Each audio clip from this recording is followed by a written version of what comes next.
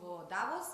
Домашните експерти се изненадени од одлуката на Трамп за воведување на 33% царина за увоз на производи од Македонија. Велат дека ваков потек не очекувале. Според нивните сознанија, повисоката царина е резултат на прикажаниот суфицит од страна на Американското биро. Бројки кои што се спротивни на домашните анализи. Според домашните или нашите статистички податоци, Македонија има дефицит во надворешно-трговската размена со Америка. Извозот е околу 110 милиони евра, увозот околу 180 милиони евра.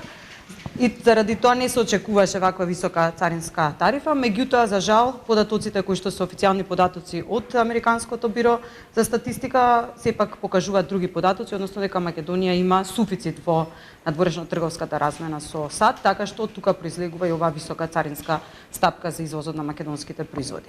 Ваквата одлука на САД ќе погоди дел од секторите, иако барем за сега не се очекува да се намалат инвестициите тука, сепак потегот треба да не загрижува. Преку дипломатските представништва и бизнисот ќе се бара преиспитување на одлуката. Индиректниот ефект би рекла дека моментов е многу поголем. Тука ја гледам главно автомобилската индустрија, петрохемиската индустрија и така натаму, меѓутоа споменав преку извоз во ЕУ и од ЕУ во Америка.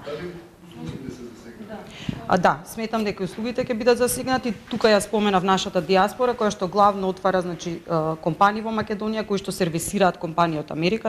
Но каква порака се праќа со повисоките царини, со оглед на тоа што Македонија со САД со години негува стратешко партнерство, а во последниот период македонска делегација и премиерот Мицковски неколку пати беа во посета на земјата, професорот Славевски одговори дека на ова не треба да се гледа со чувства, а она што сега треба да го преземе македонската влада е намалување на одредени давачки за нив. Не сега да ги зголемуваат царините, она што им е најавено да речеме од земји како Јапонија, Јужна Кореја, Европската унија, туку да ги намалат.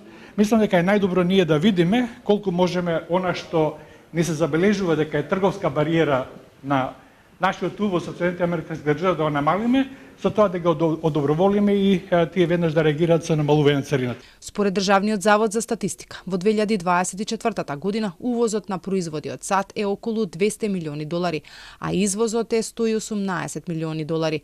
Најмногу од САД увезуваме лешници за кои има царина од 15%, оружје со 7%, а со 0% царина во земјава оттаму се внесуваат видови машини, барут, делови за возила и специјални возила.